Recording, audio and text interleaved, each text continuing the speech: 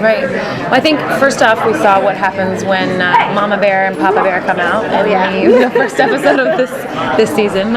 So there's the protectiveness that comes with that, but there's also a hope that comes with that. But I feel like Kara is thinking a lot about what is the world we'll be raising our child in, and it's nerve-wracking to do that, but it's also a source of hope for what the world could be.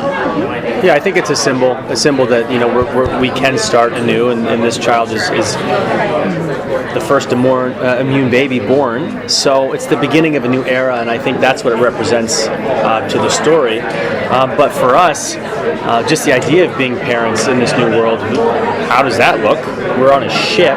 There's no daycare nurseries on ships. So what happens? We just found out recently in the second episode, you said if your mom found out that you were pregnant, that you might have to stay and raise the child there. And so it brings up all these questions of where do we raise this kid when the kid is born, and what does that look like? Because again, you can't raise a baby on a Navy ship. So, we'll see what comes next. Yeah, and then there's also a determination to continue to carry out the mission, because if we don't, the world that our child will be reared in will be less safe and more dangerous. And so there's a commitment to the mission. I have a commitment to repopulation. So after one, there will be two. After two, there will be three. I am such a guy. I got a beautiful castmate. Come on.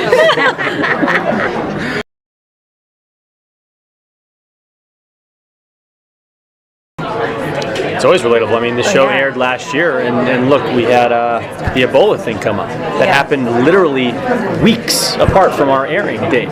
So, there's always a way for art to imitate life and life to imitate art. So there's definitely many similarities, and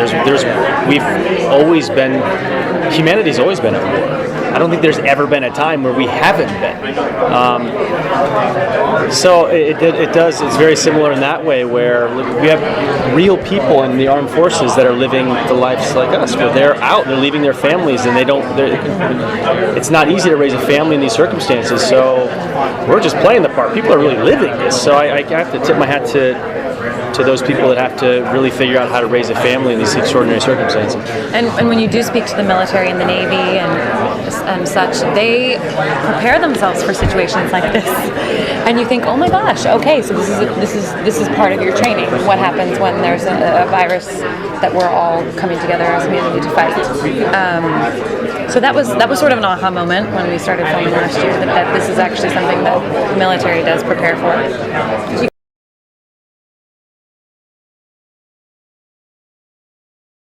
This season, I knew the stakes would be even higher, and that the threats would be even more. So, when it comes to action, this season my character takes a step up.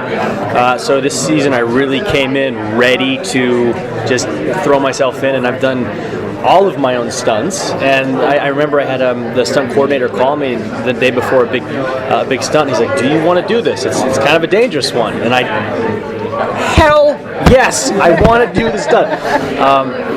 So I think for me, preparation was just mentally knowing it's going to get rough this season. And I walked away with a lot of bruises. Well, I knew coming into this season that I would be pregnant. So I was curious to see how that would play out. I thought maybe I would be doing a bunch of sitting at the computer station. But lo and behold, I did. Here in the first episode Kara was held hostage, and so stabbing the doctor in the heart was very satisfying. That was the first Mama Bear moment. So maybe there will be more.